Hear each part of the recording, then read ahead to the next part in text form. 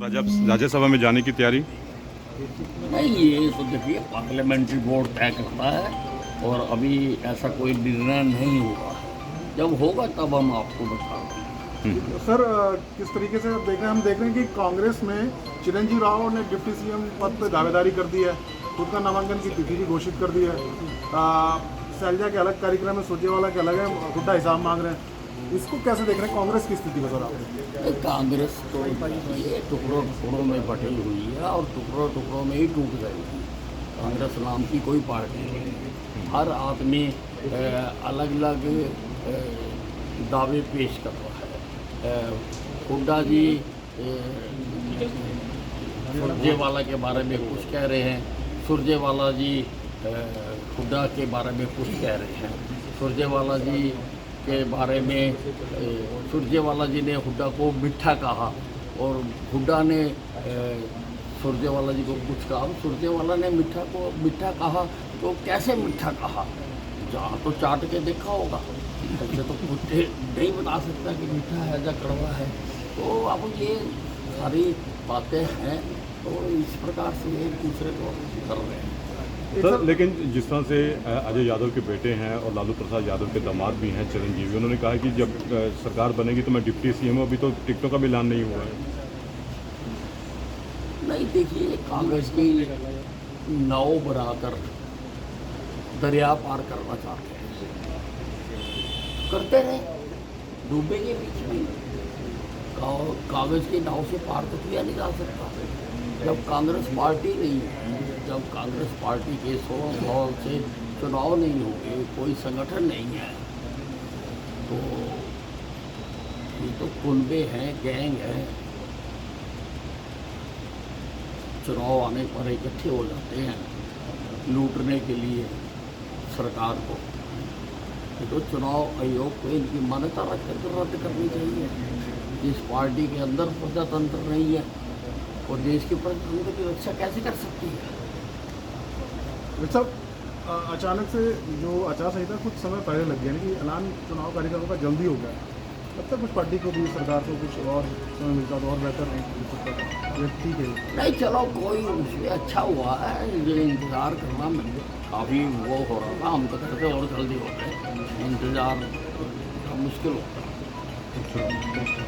Sir और उसमें लिखा है जो हरियाणा का कैंपेन चल रहा है बीजेपी का कि नॉन स्टॉप हरियाणा हमारा हरियाणा, उसमें नीचे मुख्यमंत्री को, पूर्व मुख्यमंत्री की फोटो लगाकर लिखा गया कि 14,000 बलात्कार 10 साल में हुए, ये भी नॉन स्टॉप अत्याचार महिलाओं पर, इस तरीके से लिखा गया। तो इसको कैसे देखते हैं? वो उसका कोई क्लेम भी नहीं कर रहा, पोस्टर लगाए किसी। नहीं, देखिए इनमें हिम्मत नहीं है कि सामने आकर बात करें, क्योंकि सामने आकर बात करेंगे तो इनका हिसाब भी खोला जाएगा। इनको बताया जाएगा कि तुम्हारे राज में कितने कितने जुल्म हुए, तुमने क्या क्या किया। तुम्हारी माँ ने दूध पिया है तो अपने नाम से छापो, नाम से छापो। बताएंगे कि तुमने क्या क्या किया, कहाँ कहाँ तुमने गोली चलाई, कहाँ कहाँ तुमने लाठीचार्ज किया, सब कुछ बताएंगे। हम खामोश क्यों रहेंगे? ये चुपके चुपके चुपके चुपके तुम्हारे में दम नहीं है? मरी हुई कौम हो, दम है तो नाम से छपो, आओ सामने मैदान में, हम तो खड़े हैं, बताएंगे, जनता फैसला करेगी। ठीक है सर, थैंक यू। देखिए कांग्रेस हमेशा झूठ के सहारे लोगों को गुमराह करने की कोशिश करती आई। जब से ये चुनावी राजनीति में आई है, और इस चुनाव में भी इन्होंने ओबीसी को लेके गुमराह किया है, लेकिन काठ की हांडी बार बार नहीं चलती। अब लोगों को समझ आ गई है और इस बार सब कुछ स्पष्ट साफ लोगों के सामने। अच्छा sir, JJP Jat versus non Jat रहेगा क्या बीजेपी का एजेंडा इस बार भी, या सभी? देखिए भारतीय जनता पार्टी जात पात की राजनीति नहीं करती। हमें आज तक ये नहीं सिखाया गया। हमारी पार्टी में जात की बात करने वाले को उठा के बाहर निकाल दिया जाए। कम से कम मैंने तो आज तक ये राजनीति सुनी नहीं है। मुझे पता नहीं है कि कौन मेरी कार्यकर्ताओं में किस जात का है। हम तो जात पात की राजनीति करते नहीं है, हम तो भारतीयता की राजनीति करते हैं, हम तो हिंदुस्तानी की राजनीति करते हैं। तो ये आप मानते हैं कि कांग्रेस ये प्रोपेगेंडा चलाती है कि बीजेपी नॉन जाट की पॉलिटिक्स करती है, जाट वर्सेस नॉन जाट कांग्रेस का ये एजेंडा है? कांग्रेस के डीएनए में शामिल है इस देश को टुकड़े टुकड़े में बांटना। आप इनका सारा इतिहास देखो। पहले इन्होंने हिंदुस्तान में 1947 में देश को हिंदू और मुसलमान में बांटा और 10 लाख लोगों की हत्या करवाई। 10 लाख लोगों की हत्या करवाई। आज़ादी का जो आंदोलन चला था उसके एजेंडे में कहीं भी हिंदुस्तान का पार्टीशन नहीं था। आप मुझे कहीं दिखाते, कहीं पर भी हिंदुस्तान का पार्टीशन उसमें नहीं था।